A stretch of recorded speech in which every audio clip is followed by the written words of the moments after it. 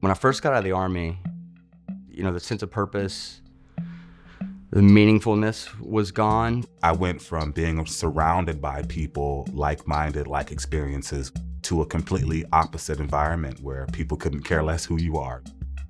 The first thing that I missed was just knowing that someone was going to look out for me and I was going to look out for them. The challenge of leaving the Marine Corps and entering civilian life is job opportunities. I found myself knocking on many doors and not having opportunities. There was no one to sort of guide you to the supports that you may need. Mainly it was, you don't want to stay in the Army? All right, well, there's the door. Everything that was meaningful about that experience is now gone. So I sat around not knowing really what the future held. The majority of veterans are going to transition just fine. There's a small portion for whom transition is much more difficult because of catastrophic injury and other kinds of crisis. That's where government dollars are mostly dedicated. In launching our veteran program in 2013, we decided to focus on the veterans that no one's thinking about. They're not in crisis, but they're not having a smooth transition.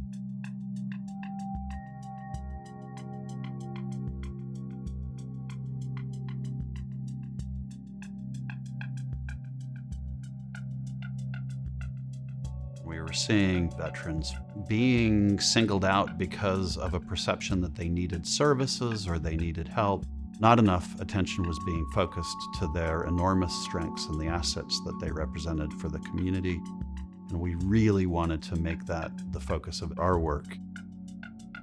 That perspective sets Heinz Endowments apart, building up a population instead of trying to rescue it.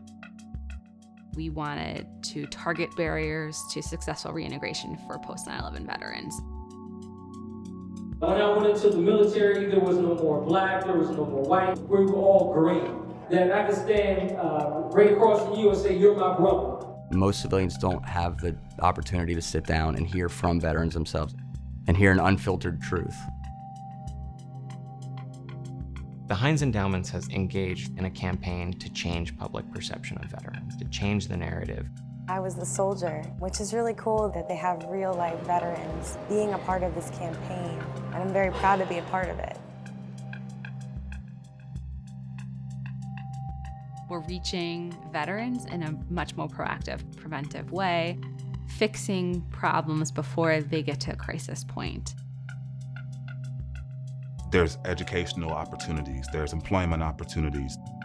How can we get you to the next level?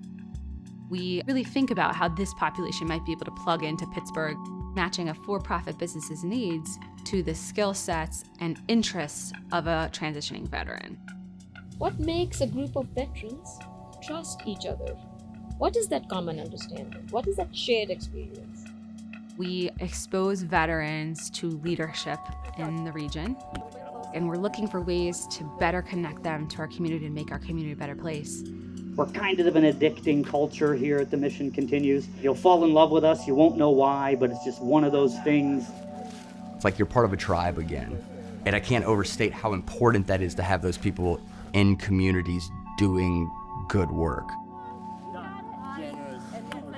I love the veteran community. It completely changed my life. Pittsburgh is home for me. This is the place I want to be. This is the place that wants me.